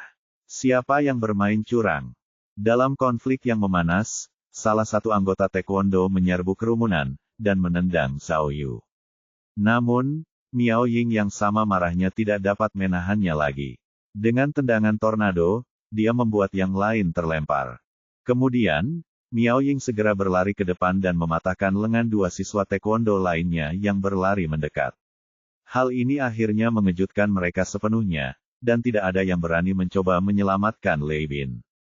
Pada saat itu, ratapan Lei Bin semakin melemah, dan Zhao Yu yang benar-benar mengamuk terus mengayunkan tinjunya berulang kali ke wajah Lei Bin. Sekarang, bahkan para penyelidik tidak bisa hanya berdiri dan menonton. Zhao Yu akan membunuhnya. Zhang Yaohui dan yang lainnya pergi untuk menyeret Zhao Yu. Saat mereka berhasil menyingkirkan Zhao Yu, Lei Bin sudah berlumuran darah, mengerang di tanah, tidak dapat berdiri. Zhao Yu. Miao Ying bergegas maju dan mengangkat Zhao Yu. Kamu baik-baik saja. Hehe, Zhao Yu masih tertawa aneh. Meskipun ia berhasil menahan diri, seluruh tubuhnya gemetar. Ketua tim Miao, aku menang. Aku menang. Ya, kau menang. Miao Ying mengangguk, ekspresinya rumit. Zhao Yu, pergilah. Aku akan membawamu ke rumah sakit.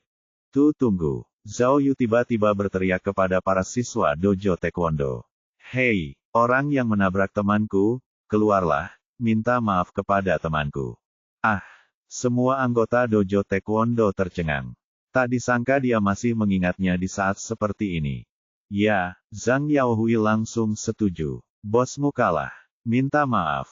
Ternyata, setelah unit investigasi kasus utama selesai makan, dan berjalan melewati pintu dojo taekwondo, karena aula yang sempit, seorang anggota tim taekwondo dan Liu bertabrakan.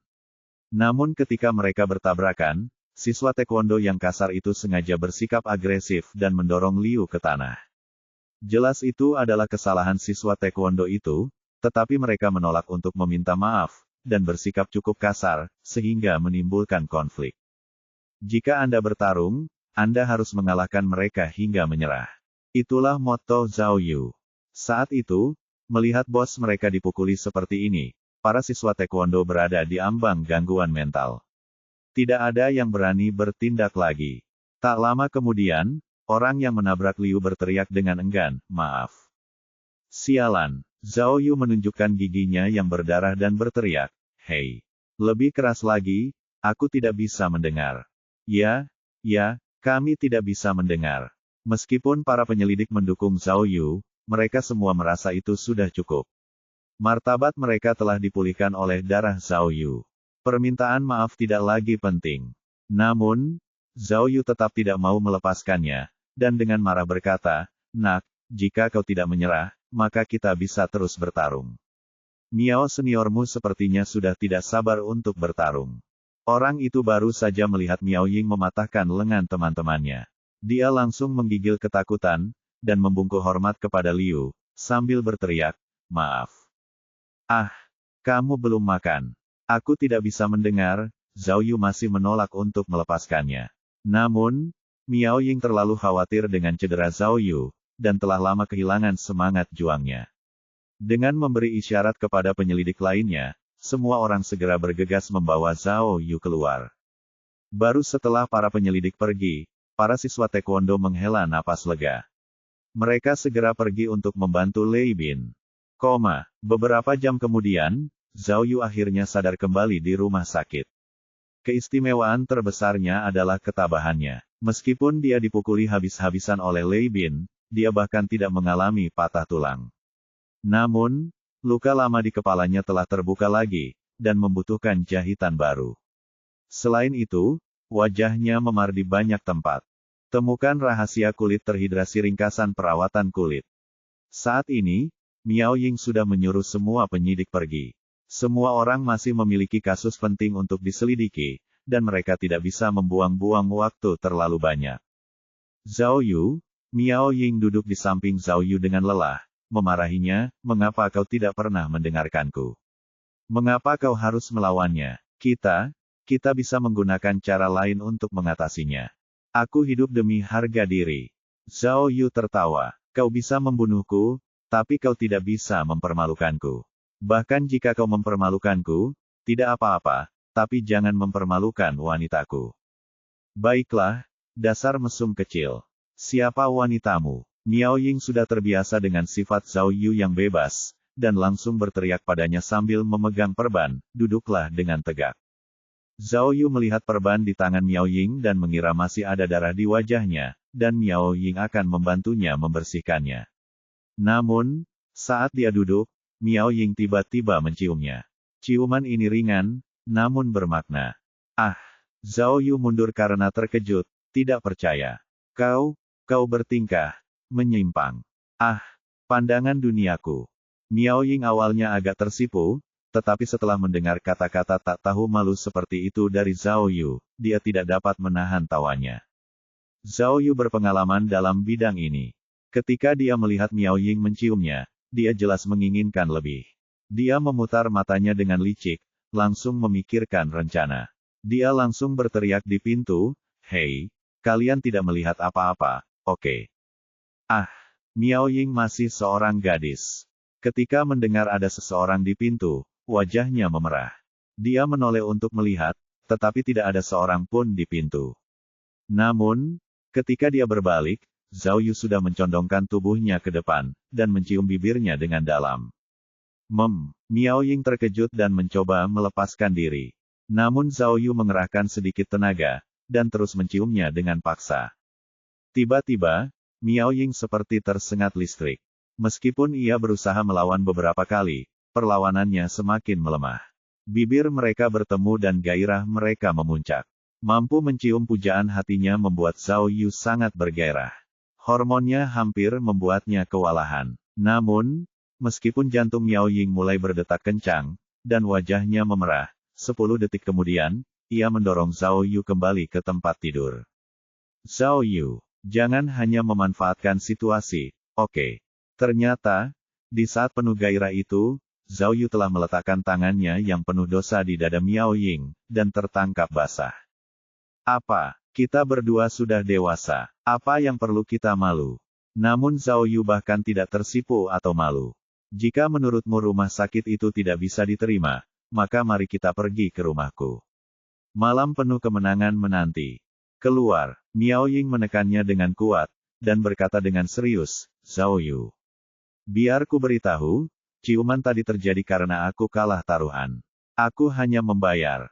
Taruhan apa? Zhao Yu tampak bingung. Aku menepati janjiku. Jika aku kalah taruhan, aku kalah. Miao Ying berkata dengan jujur. Untuk berjaga-jaga jika kau menggunakan ini untuk melawanku nanti. Tapi, Zhao Yu merenung dengan serius. Tadi, saat kita melakukannya, kaulah yang pertama menggunakan lidahmu. Oh. Tunggu, Miao Ying mencengkeram telinga Zhao Yu, dan tangisan Zhao Yu yang menyakitkan terdengar dari kamar rumah sakit. Bab 307. Jangan. Ini salahku. Jangan pergi dulu. Miao Ying ingin pergi tetapi Zhao Yu dengan cepat menarik tangannya. Ketua tim Miao, mari kita bicarakan sesuatu yang serius. Aku berjanji tidak akan bertindak seperti gangster, oke? Serius. Sejak kapan kamu serius? Miao Ying menjawab, tetapi dia tidak melawan ketika Zhao Yu memegang tangannya. Kita semua detektif, jadi jangan coba-coba menyembunyikan masalah ini, kata Zhao Yu lugas. Katakan padaku, mengapa kau bersikap tidak biasa hari ini? Tidak normal. Miao Ying bingung. Hehe, Jangan bilang tidak ada apa-apa antara kamu dan Lei Bin. Aku Sherlock Holmes. Katakan padaku, apa yang terjadi? Ucapan Zhao Yu menyentuh hati Miao Ying, dan dia tiba-tiba tampak malu. Ketua tim Miao, Zhao Yu membelai tangan Miao Ying dan berkata, tidak ada gunanya memendamnya. Terkadang lebih baik mengeluarkannya. Ayo, katakan padaku. Aku tidak akan pernah bisa bersembunyi darimu. Jawab Miao Ying. Saat aku melihat Lei Bin hari ini, aku hanya ingin pergi. Aku tidak ingin diganggu. Tapi, ada konflik itu jadi aku tidak bisa pergi. Untungnya, kau ada di sana. Miao Ying menghela napas lagi sebelum mengenang masa lalu. Aku berusia sekitar 13 tahun saat itu. Lei Bin adalah seniorku saat kami berlatih taekwondo. Dia 4 tahun lebih tua dariku. Harus kuakui, dia sangat tampan. Setiap gadis yang mengikuti taekwondo kagum padanya, termasuk aku. Inilah trauma yang dibicarakan orang-orang. Karena tergila-gila padanya, saya tidak bisa berkonsentrasi setiap kali melawannya. Itulah sebabnya saya kalah 9 kali. Saya tidak pernah tahu apakah saya benar-benar tidak bisa menang melawannya atau apakah itu karena saya diam-diam mengaguminya. Zhao Yu bertanya, apa yang terjadi selanjutnya? Selanjutnya, Miao Ying berkata, aku trauma. Saat aku melihatnya tadi, aku teringat diriku yang belum dewasa. Sebenarnya, aku sangat ingin melawannya lagi, tetapi ada terlalu banyak pikiran dan kekhawatiran yang mengganggu. Hotel mewah yang tak terlupakan untuk liburan impian Anda iklan pencarian. Sial, Zhao Yu tidak dapat menahan diri untuk tidak berkata, kupikir kalian berdua, punya sesuatu. Jadi ini hanya tentang perkelahian. Ya, apakah itu tidak cukup baik? Bagi seorang praktisi bela diri, tidak dapat diterima untuk memiliki hambatan psikologis. Itu sangat memalukan. Miao Ying kemudian mengingat dan bertanya, Zhao Yu, apa yang sedang kamu lakukan? Pikiranmu sangat kotor. Aku tidak mengatakan apa-apa. Zhao Yu tertawa. Jangan khawatir. Aku sangat pemaaf. Aku tidak peduli dengan masa lalumu. Aku hanya peduli dengan tubuhmu, uangmu, dan paetonmu. Saat kita berpacaran, bolehkah aku menyetir mobil? Apa gunanya? Apa gunanya? Miao Ying menegur, pikiranmu seperti gangster, tidak banyak yang bisa dipikirkan. Baiklah. Zhao Yu terkekeh dan masih menarik tangan Miao Ying. Trauma macam apapun itu, aku sudah menyelesaikannya untukmu. Bagaimana kau akan berterima kasih padaku? Terima kasih. Miao Ying menggelengkan kepalanya. Daripada aku berterima kasih padamu, lebih baik aku segera menyelesaikan kasus ini secepatnya. Kalau tidak, mungkin akan ada korban baru. Ketika orang-orang mengetahui keberadaan pembunuh seperti itu akan memengaruhi banyak orang. Kita harus mengerahkan seluruh kemampuan kita, baik untuk alasan publik maupun pribadi.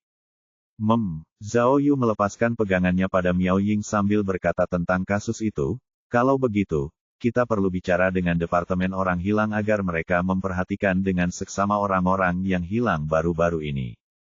Aku sudah memberitahu mereka, Zhao Yu.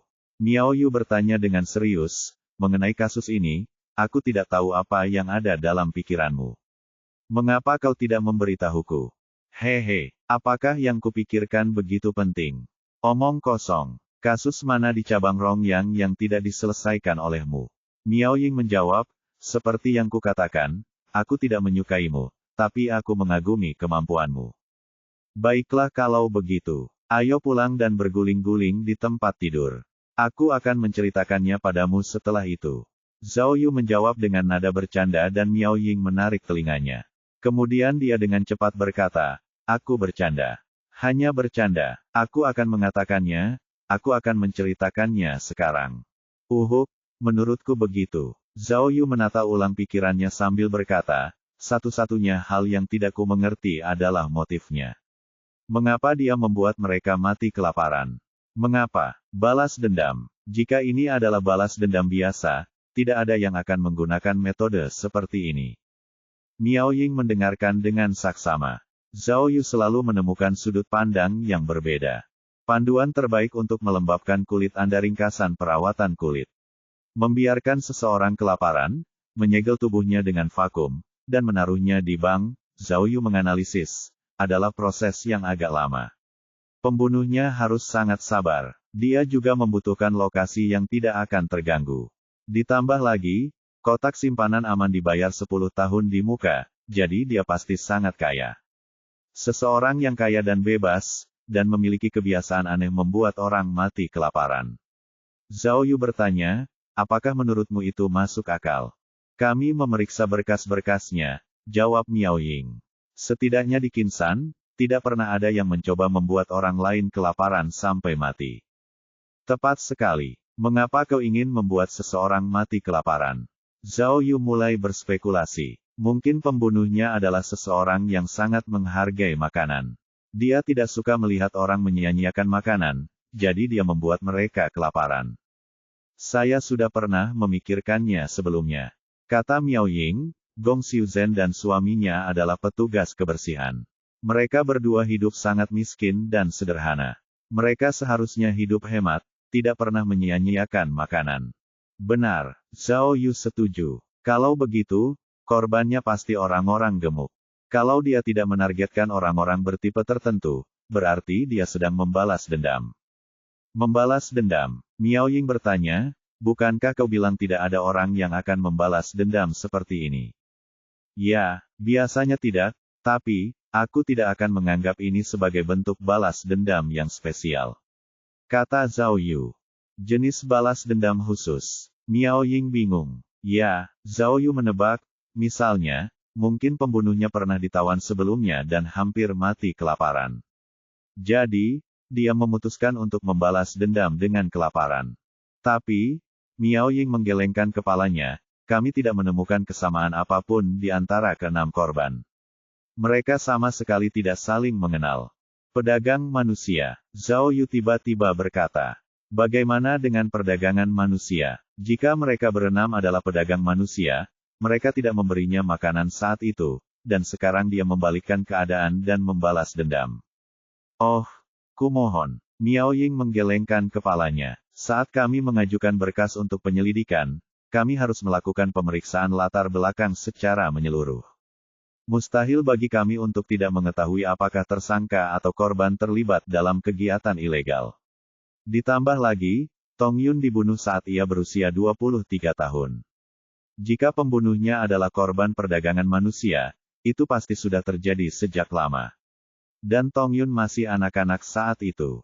Kalau begitu, pastilah anak pembunuh itu adalah korbannya, dan orang-orang ini membuatnya kelaparan sampai mati.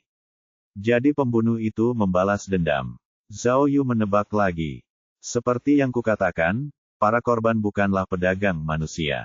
Gong Xiuzhen dan suaminya adalah petugas kebersihan yang jujur. Bagaimana mungkin mereka adalah pedagang manusia? Miao Ying menolak. Coba pikirkan lagi. Apakah ada alasan lain? Kurasa, tebakanmu mungkin mendekati kebenaran. Kalau pembunuhnya tidak membunuh secara acak, kita mungkin bisa menemukannya. Ya, mari kita pikirkan. Mari kita pikirkan. Zhao Yu merasakan hal yang sama. Tepat saat dia sedang berpikir keras, ada angin sepoi-sepoi dari jendela dan dia pun bersin.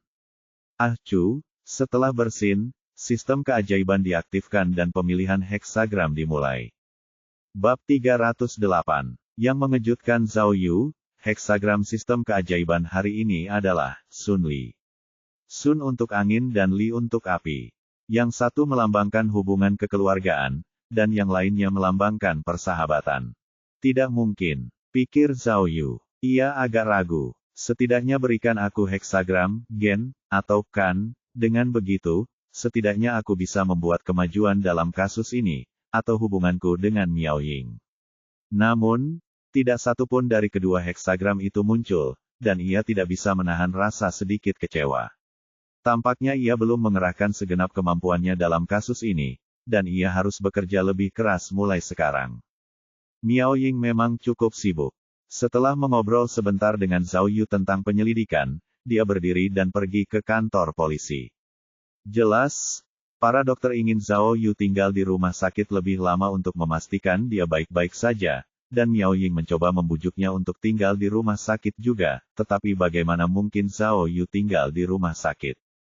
Begitu mereka merawat lukanya, dia pergi bersama Miao Ying.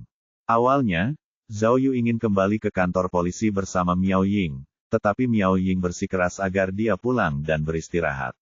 Dia berkata bahwa kasus mayat tersembunyi di bank bukanlah kasus yang sederhana, dan itu membutuhkan semua perhatian mereka. Jadi, sebagai pemimpin tim A dan B, mereka harus bergiliran dan beristirahat untuk menghemat energi mereka. Zhao Yu akhirnya diyakinkan oleh Miao Ying, dan pulang untuk beristirahat. Karena tidak memiliki heksagram, Zhao Yu tidak punya alasan yang bagus untuk mencoba dan membuat Miao Ying pulang bersamanya. Selain itu, berdasarkan situasi saat ini, tidak mungkin Miao Ying akan pergi bersamanya juga. Begitu mereka kembali ke rumah, saat itu sudah hampir pukul 2 pagi, tetapi Zhao Yu tidak ingin tidur. Kalau dipikir-pikir lagi petualangan hari itu, sungguh menegangkan. Persentase penyelesaiannya mencapai 101%, barang kelas 1 yang meningkatkan kekuatannya, ditambah dengan ciuman yang intens dan penuh gairah dengan Miao Ying, Zhao Yu menganggap harinya cukup sukses. Tetapi dia masih merasa ada yang kurang. Setelah merenung sejenak, dia menyadari bahwa dia tidak kekurangan apapun kecuali bukti untuk memecahkan kasus ini. Apa yang kurang? Mengapa kasus mayat tersembunyi di bank ini semakin sulit diselidiki dari hari ke hari? Temukan rahasia kulit terhidrasi ringkasan perawatan kulit. Zhao Yu punya ide lain. Ia terus merasa bahwa pengaruh kasus mayat tersembunyi di bank tidak akan sebesar yang diproyeksikan orang lain. Sebenarnya, secara logika, dengan 7 korban yang sudah terbunuh dengan cara yang begitu kejam, skala dan tingkat keparahan kasus ini sudah jauh melampaui kasus Mianling. Namun, dibandingkan dengan keributan besar yang disebabkan oleh kasus Mianling, tidak banyak yang terjadi selain di kantor forensik. Selain itu, tidak banyak anggota keluarga korban. Meskipun polisi sangat ketat dalam menjaga kerahasiaan semua informasi, mereka tetap memberitahu anggota keluarga korban. Namun, tidak banyak yang datang untuk mengambil mayat. Selain banyak anggota keluarga yang datang saat mereka menemukan mayat Gong Xiuzhen, tidak banyak anggota keluarga yang datang untuk mencari korban lainnya. Tidak hanya itu, tidak ada satupun dari mereka yang berterus terang. Apakah karena polisi menghindari publisitas, atau ada sisi tersembunyi yang sedang terjadi? Apapun itu, kasus ini terus membuat Zhao Yu merasa canggung, seolah-olah ada sesuatu yang tidak beres. Apa sebenarnya kebenaran di balik kasus mayat tersembunyi di bank yang aneh ini? Setelah memikirkan kasus itu lebih lanjut, Zhao Yu sekali lagi mulai mempertimbangkan hubungannya dengan Miao Ying. Hari ini, dia melihat sisi Miao Ying yang lebih rapuh, tetapi karena dia melihat sisi rapuhnya inilah dia merasa Miao Ying bahkan lebih sempurna. Itu menunjukkan bahwa tidak ada seorang pun yang sempurna. Bahkan sebagai ahli bela diri, dia masih memiliki kekhawatiran dan kekhawatirannya sendiri. Terutama ketika Miao Ying secara mengejutkan mencium Zhao Yu. Itu membuatnya semakin bersemangat, dipenuhi dengan harapan untuk lebih. Meskipun hubungan mereka tidak begitu jelas, setelah ciuman mesra di rumah sakit, Zhao Yu merasa hari di mana dia akan menjadikan Miao Ying miliknya sudah tidak lama lagi. Zhao Yu benar-benar menyukai Miao Ying. Saat bersama Miao Ying, ia merasakan sensasi cinta yang menggetarkan hati. Kegilaan Miao Ying yang membara tidak menjadi masalah, begitu pula fokusnya saat bekerja atau bahkan sifatnya yang suka memberontak. Segala hal tentangnya membuat Zhao Yu mabuk dan ingin lebih. Tepat saat ia bernyanyi di karaoke, meskipun aku tahu merindukanmu itu menyakitkan, aku masih memikirkanmu. Tok, tok, tok, tok, meski masih pagi, ketukan berirama di pintu kamar Zhao Yu membangunkannya. Siapa itu? Zhao Yu bangun dari tempat tidur dengan lesu, bergumam kesal, pagi sekali. Tidak bisakah aku tidur dengan tenang? Namun, ketika dia melihat melalui lubang intip, dia berhenti seolah-olah dia telah disambar petir. Orang yang mengetuk pintunya tidak lain adalah ibunya. Kampung halaman Zhao Yu adalah sebuah kota kecil di provinsi kecil dekat Qinsan. Jaraknya hampir 100 km dari kota. Dia tidak pernah menyangka bahwa ibunya sendiri akan datang ke rumahnya sepagi ini. Zhao Yu masih merasa bimbang tentang orang tua Zhao Yu yang lain, tidak yakin bagaimana ia harus menghadapi situasi ini. Jadi, untuk waktu yang lama, ia menunda pertemuan dengan mereka dengan berbagai alasan, seperti pekerjaan atau pelatihan. Ia bahkan tidak pulang ke rumah untuk menghadiri festival perahu naga. Bam, bam, bam, wanita tua itu terus mengetuk pintu tanpa sepatah kata pun. Ibu Zhao Yu berusia lebih dari 60 tahun, tetapi karena pekerjaan fisik yang sering dilakukannya, dia sangat sehat. Untuk sampai sejauh ini, Zhao Yu jelas tidak berani membuatnya menunggu di luar. Tetapi begitu dia membuka pintu, bagaimana dia akan menghadapinya? Meskipun Zhao Yu sangat liar dan berani, berhadapan dengan ibunya sendiri, dia panik untuk pertama kalinya. Tepat saat wanita tua itu mengetuk pintu, pintu di seberang rumah Zhao Yu terbuka. Hua-Hua keluar dengan piyamanya, menggosok giginya sambil bertanya kepada ibu Zhao Yu, "Hei, bisakah kamu berhenti mengetuk?" "Nyonya, siapa yang kamu cari?" Zhao Yu. "Aku mencari Zhao Yu. Dia seorang polisi." Alis wanita tua itu berkerut saat berbicara. Begitu Zhao Yu mendengar percakapan itu, dia tahu dia tidak bisa ragu lagi. Dia segera membuka pintu. Namun, begitu pintu terbuka, hal pertama yang didengarnya adalah gonggongan anjing. Guk, guk, guk. Seekor anjing setinggi hampir 1 meter berlari keluar dari belakang Hua-Hua, dan mengitari Zhao Yu. Daheng. Zhao Yu pertama-tama melihat anjing itu, lalu wanita tua itu, lalu berteriak, "Ibu. Kenapa ibu ada di sini?" "Ya ampun, ada anjing di dalam rumah." "Kok bisa?" Wanita tua itu terkejut. Dia menoleh dan menatap Hua-Hua yang berpakaian minim, lalu menatap putranya sendiri, sesaat kehilangan kata-kata. "Oh, itu Bibi. Selamat siang, Bibi." Hua-Hua segera meletakkan sikat giginya dan menyapa wanita tua itu, lalu menoleh ke Zhao Yu. "Petugas Zhao, kaki Daheng sudah sembuh. Selama dia tidak banyak bergerak, kakinya akan sembuh total dalam beberapa hari." "Oh, hebat sekali. Terima kasih, Bu." Zhao Yu menunjuk Hua-Hua dan memperkenalkannya, "Ini tetanggaku, Namun, wanita tua itu sama sekali tidak menghiraukan Hua-Hua dan melangkah masuk ke rumah Zhao Yu. Daheng tidak tahu siapa wanita tua itu, jadi dia langsung mengitari wanita tua itu. "Pergi!" teriak wanita tua itu. Daheng mundur ketakutan dan segera bersembunyi di belakang Zhao Yu. Zhao Yu tahu bahwa ibunya sangat marah. Dia berbalik dan mengangkat bahu ke arah Hua-Hua, lalu menutup pintu. "Aku beritahu kau." Begitu pintu tertutup, wanita tua itu menunjuk ke arah Hua-Hua dengan marah. "Wanita seperti itu tidak akan berhasil, jangan terlalu dekat dengannya. Sekali melihat wanita itu, aku bisa tahu dia bukan gadis baik." "Ibu!" teriak Zhao Yu, tetapi terasa agak canggung. Zhao Yu di kehidupan sebelumnya sangat jauh dari orang tuanya. Sudah lama sejak dia memanggil seseorang dengan sebutan, ibu. Wanita tua itu menatap Daheng dengan marah sambil memarahi, "Anakku, kau bahkan lebih dekat dengan anjing itu daripada aku." Sambil memarahi, dia menatap Zhao Yu. Tiba-tiba, wanita tua itu melompat dan menerkam. Dia berseru, "Nak, kau terluka." Bab 309. "Cepatlah, ayo kita pergi ke rumah sakit." Ibu Zhao Yu meraih tangan Zhao Yu dan menyeretnya. "Bagaimana ini bisa terjadi? Kepalamu botak, kamu tidak punya rambut.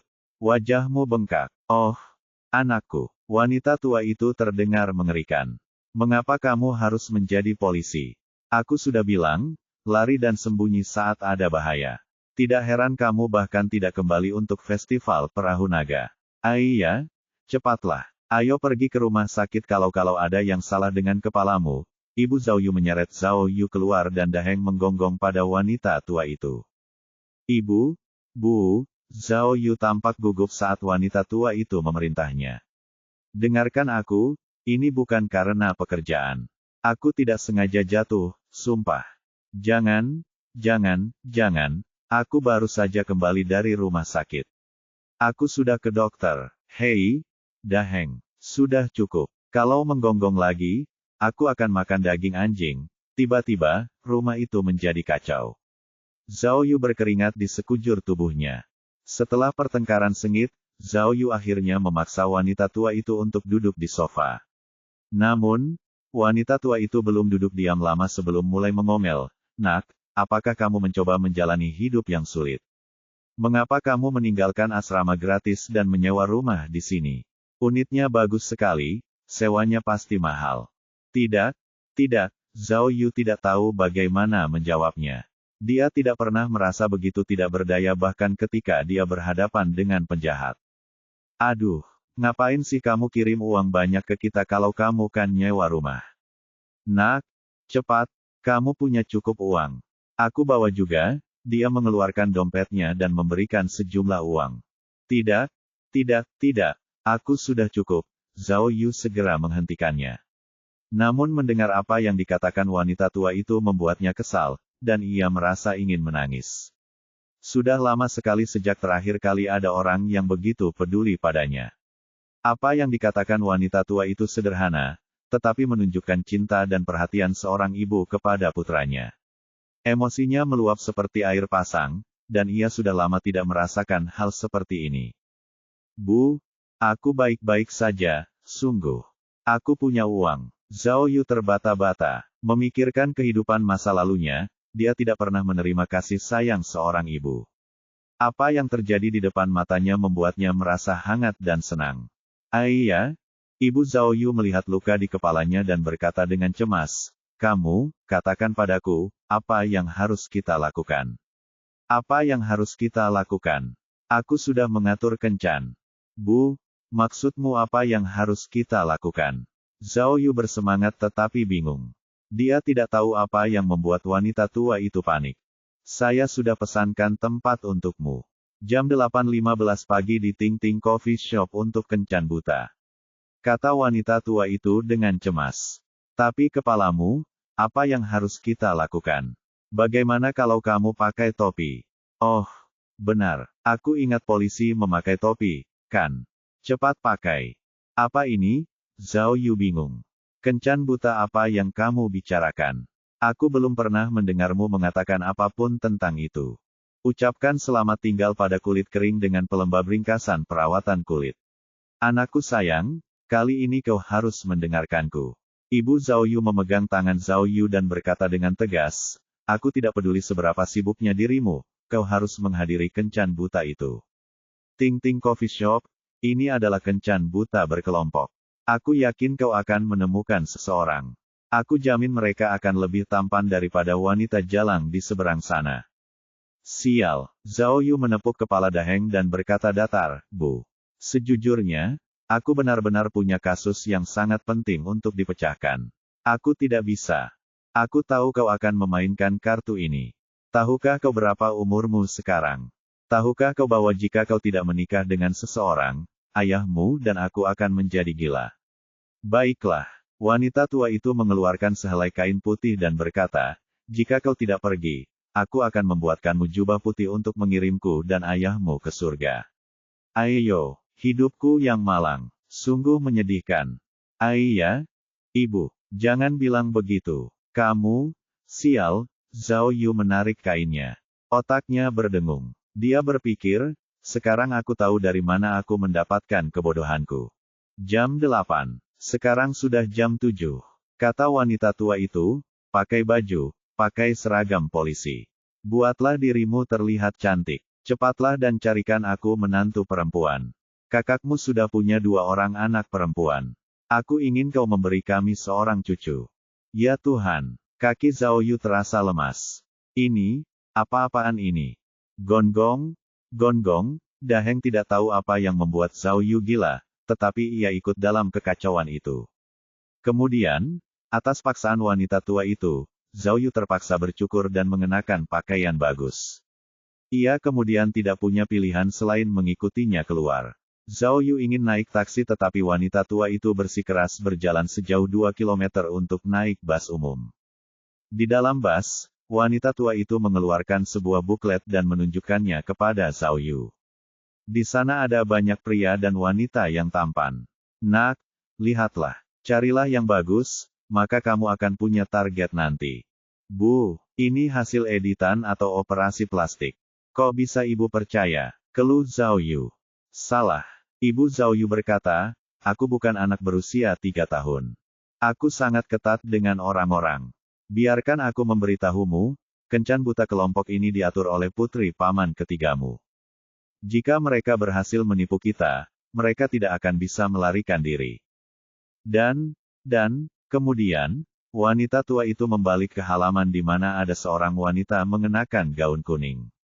Yang ini, aku memilih yang ini untukmu. Aku melakukan pemeriksaan latar belakangnya. Dia adalah putri bibi kedua Bibi Xiaoqin. Seorang wanita kantoran, bekerja di sebuah perusahaan besar. Lihat, bukankah dia cantik? Zhao Yu meliriknya. Wanita berpakaian kuning itu terlihat sangat cantik, seperti seorang selebriti. Bagaimana? Ibu Zhao Yu melanjutkan, bazimu juga cocok dengannya. Lihat wajahnya, pipinya lebar, artinya dia wanita yang sangat pemaaf. Cuping telinganya penuh, artinya dia bisa melahirkan seorang putra. Dan, lihat alisnya, ini disebut alis yang menyejukkan hati, itu membawa keberuntungan bagi suami. Oh, Zhao Yu kemudian teringat bahwa keluarganya mempelajari fisiognomi yang diwariskan oleh para leluhur mereka. Ibunya telah dipengaruhi sejak usia yang sangat muda, jadi dia bisa dianggap sebagai seorang ahli. Tapi, tampaknya itu tidak begitu akurat. Melihat kerumunan itu, Zhao Yu panik. Ia hanya ingin segera menyelesaikannya sehingga ia bisa kembali untuk menyelidiki kasus tersebut. Pagi sekali, kenapa harus, ia tersadar. Ia tiba-tiba teringat, oh ya, aku mendapat heksagram, Sun Li. Sun, melambangkan keluarga, jadi ibuku datang, tetapi ternyata begini. Awalnya, Zhao Yu khawatir dia tidak akan bisa tenang. Namun, ketika dia melihat wanita tua itu sibuk, dia tidak khawatir lagi. Tidak peduli apakah ini kehidupanku saat ini atau kehidupanku yang terakhir, wanita tua ini adalah ibuku, ibu yang tak tergantikan. Dia memutuskan. Bus berhenti tepat di pintu masuk kedai kopi Ting Ting. Ketika Zhao Yu turun, dia menyadari bahwa kedai kopi itu terletak di pusat kota, dan sangat dekat dengan tempat dia mengejar Zhao Qing. Dia bahkan melewati kedai kopi yang sama. Kedai kopi itu penuh dengan obrolan yang ramai, semuanya anak muda yang datang untuk kencan buta berkelompok. AC menyala dengan kencang dan Zhao Yu bersin saat masuk. Ya ampun, pikirnya, Zhao Yu punya firasat buruk tentang hal itu. Kalau dia tidak terkena flu, pasti ada sesuatu yang buruk terjadi. Kencan buta. Aneh sekali, dia belum pernah pergi kencan buta. Dia merasa hal itu menarik saat dia melihat sekeliling, tidak tahu harus berbuat apa. Nak, cepatlah daftar di sana dan ambil nomor. Wanita tua itu telah mengerjakan tugasnya dengan baik. Dia berkata, dan, saat kamu mendaftar, lihat berapa nomor Jin Yuan. Ingatlah untuk mencarinya terlebih dahulu. Aku punya firasat gadis ini akan menjadi menantu perempuanku. Ayo, Zhao Yu kehabisan kata-kata. Ia ingin mengumpat tetapi ia tidak bisa melakukannya di depan ibunya, jadi ia harus mengikuti perintah ibunya dan mendaftar di loket. Ketika dia sedang mendaftar, dia menemukan informasi pendaftaran Jin Yuan. Zhao Yu melirik nomor identitas dan tanggal lahirnya. Dia tersenyum sedih ketika menyadari bahwa Jin Yuan 9 tahun lebih tua darinya. Zhao Yu tersenyum tak berdaya dan ingin memberitahu ibunya berita ini agar dia melupakan Jin Yuan ini. Tepat pada saat itu, ponsel Zhao Yu berdering. Miao Ying meneleponnya. Zhao Yu, kamu baik-baik saja. Miao Ying terdengar sangat serius di telepon. Tidak ada, kenapa? Apakah ada kabar terbaru? Tanya Zhao Yu. Bukankah seharusnya aku menanyakan itu padamu? Miao Ying berkata dengan serius. Zhao Yu, katakan padaku, mengapa kau pergi ke tempat itu? Hah? Apa? Di mana? Zhao Yu tidak mengerti apa yang dimaksud Miao Ying. Dia bingung. Pembawa acara tiba-tiba berbicara melalui mikrofon, hadirin sekalian, kencan buta kelompok akan segera dimulai, harap selesaikan pendaftaran Anda sesegera mungkin, dan... Apa? Kencan buta berkelompok. Miao Ying mendengarnya dan bertanya, Zhao Yu, kamu, pergi kencan buta? Tidak, itu ibuku. Apa? Ibumu pergi kencan buta berkelompok? Dia bisa tahu bahwa Miao Ying sangat marah melalui telepon. Dia berkata dengan marah, Zhao Yu, Kukira kau pergi ke toko kue untuk mencari tahu sesuatu. Baiklah, lanjutkan kencan butamu kalau begitu. Dia menutup telepon. Apa? Zhao Yu sangat bingung. Apa yang terjadi? Dari mana toko kue ini muncul? Tanyanya. Toko kue? Toko kue. Tunggu sebentar, tiba-tiba, Zhao Yu teringat sesuatu dan dia menarik napas dalam-dalam. Bab 310. Apa? Toko kue. Kok tiba-tiba Miao Ying menyebut-nyebut toko kue lagi? Setelah merenung sejenak, Zhao Yu akhirnya mengerti apa yang coba dikatakan Miao Ying. Sepertinya Miao Ying sudah melihat posisinya di pelacak GPS, dan melihat bahwa dia sangat dekat dengan toko kue tempat dia menangkap Zhao King. Mungkinkah Miao Ying mengira Zhao Yu mencoba mencari bukti pembunuhan kuping di toko kue? Tapi sebenarnya Zhao Yu ada di sini untuk menghadiri kencan buta. Kesalahpahaman macam apa ini? Namun, perkataan Miao Ying tiba-tiba mengingatkan Zhao Yu. Benar sekali. Katanya dalam hati. Toko kue. Ketika ia teringat kembali saat menangkap Zhao King, ia melihat Zhao King pergi sambil memegang kue. Namun saat mencoba menangkapnya, kue itu tiba-tiba menghilang. Inilah sebabnya Zhao Yu dan Miao Ying bertanya-tanya apakah ada sesuatu yang istimewa tentang kue itu. Namun, pada akhirnya, mereka mendengar dari kepala Biro Liao bahwa tim investigasi khusus telah memutuskan bahwa kue itu biasa saja. Saat itu, Zhao Yu merasa ada yang kurang. Sekarang setelah Miao Ying menyebutkannya sekali lagi, Zhao Yu tiba-tiba tersadar. Astaga, kuenya tidak bermasalah, tapi, bagaimana dengan toko kuenya? Zhao King adalah tersangka pembunuhan. Tiba-tiba datang ke bagian kota yang paling ramai untuk membeli kue, bukankah itu aneh? Mungkinkah ada sesuatu yang mencurigakan tentang toko kue itu sendiri? Mungkinkah markas besar organisasi kriminal itu? Wah, ketika dia memikirkan hal itu, Zhao Yu tiba-tiba menggigil. Mungkin toko kue itu seperti gedung olahraga Depth of Breath, kedok organisasi kriminal di daerah yang ramai. Tidak. Zhao Yu berpikir bahwa ia harus menghubungi Liao Jingxian sesegera mungkin dan memberitahunya teorinya, sehingga ia dapat menyelidiki toko kue tersebut. Namun, ibunya terus mengawasi Zhao Yu. Ia harus menghadiri kencan buta ini apapun yang terjadi. Karena tidak ada jalan keluar, Zhao Yu segera memberitahu wanita tua itu tentang situasi Jing Yuan, dan wanita tua itu tercengang. Dia bahkan mengambil foto kartu identitas Jing Yuan dan menunjukkannya kepada ibunya. Ah, tidak mungkin. 9 tahun lebih tua. Itu, wanita tua itu tiba-tiba gelisah. Dia segera meraih telepon dan menelepon. Halo, Bibi Xiao King, apa yang terjadi? Bagaimana kalian bisa mengacaukan usia? Jing Yuan 9 tahun lebih tua dari Yu kita. Siapa? Jing Yuan adalah putri bibi keduamu. Bukankah kamu bilang kamu menemukan seseorang untuk anakku? Bagaimana kalian bisa melakukan ini? Apa? Menghilang? Menghilang atau tidak, dia masih 9 tahun lebih tua dari anakku. Kalian, desah. Setidaknya ini kencan buta, kalau tidak, aku akan berdebat dengan bibi keduamu sekarang. Ungkap kebenaran tentang kulit kering ringkasan perawatan kulit. Begitu dia menutup telepon, wanita tua itu mulai menghibur Zhao Yu. Nak, jangan khawatir, jika dia 9 tahun lebih tua darimu, maka tidak mungkin. Ayo kita cari yang lain. Ini, lihat, menurutku nomor 16, 9, dan 23 semuanya cukup bagus, kamu bisa pilih satu. Ya Tuhan, saat itu, ekspresi Zhao Yu berubah gelap total saat keringat dingin membasahi sekujur tubuhnya. Situasinya benar-benar canggung, tidak ada satupun peserta kencan buta selain dia yang ditemani orang tua mereka. Dia satu-satunya orang di sini yang ditemani seorang nenek tua yang cerewet, dan banyak orang yang memutar mata ke arahnya.